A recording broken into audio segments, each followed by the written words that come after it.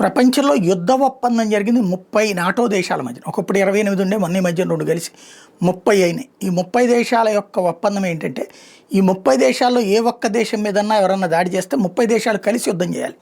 రష్యాని దెబ్బ కొట్టడం కోసం, ఇందులో చాలా దేశాలు రష్యా నుంచి విడిపోయిన దేశాలు కాబట్టి వాళ్ళని అమెరికా ఆ విధంగా ఉసిగొల్పింది. రష్యాకి వ్యతిరేకంగా అందరినీ కలిపి యుద్ధం చేయించేందుకోసం ఆ రోజుల్లో నాటో ఏర్పాటు చేసిందే అమెరికా.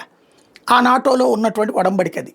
అట్లాంటి విధంగానే ముస్లిం దేశాల మధ్యన కూడా ఒక ఒడంబడిక కావాలంటూ మొన్న ఈ మధ్యన మీటింగ్ జరిగినటువంటి సందర్భంలో టర్కీ ప్రెజర్ చేసింది, ఇరాన్ ప్రెజర్ చేసింది. బట్ వ్యవహారం సక్సెస్ఫుల్ కాలేదు. కానీ భారతదేశానికి వ్యతిరేకంగా ఉండే పాకిస్తాన్ మాత్రం సౌదీ అరేబియాతో దూరిపోయి ఇప్పుడు సౌదీ అరేబియా పాకిస్తాన్ మధ్యన అట్లాంటి ఒక ఒప్పందం జరిగింది అన్నటువంటి పాకిస్తాన్ చెప్తోంది.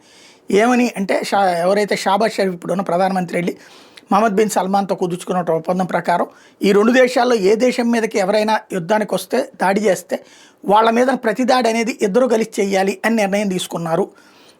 ఇది ఓ రకంగా మినీ నాటో అని చెప్పి వాళ్ళు చెప్పడం, పాకిస్తాన్ వాళ్ళు ప్రచారం చేయడం, వెంటనే అవునవును మోడీ ఇక్కడ ఫెయిల్ అయిపోయాడు అంటూ ఇంకో పక్కన కాంగ్రెస్ పార్టీ గబక్కన దూరిపోవడం అన్నటువంటిది ఇక్కడ విచిత్రం. ఇందులో స్పెషల్ ఏంటంటే సౌదీ అరేబియా చెప్పాలి ఆ డీటెయిల్స్.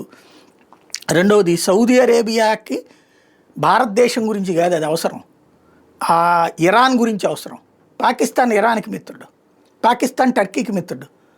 ఇప్పుడు సౌదీ అరేబియా మీద దాడి చేసేది ఎవరు?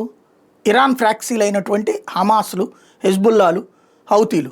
దాని మీద యుద్ధం చేయడం సౌదీ అరేబియా కుదరట్లేదు కాబట్టి పాకిస్తాన్ సైన్యాన్ని వాడుకుంటుంది, డబ్బులు మొహాన పడేస్తుంది.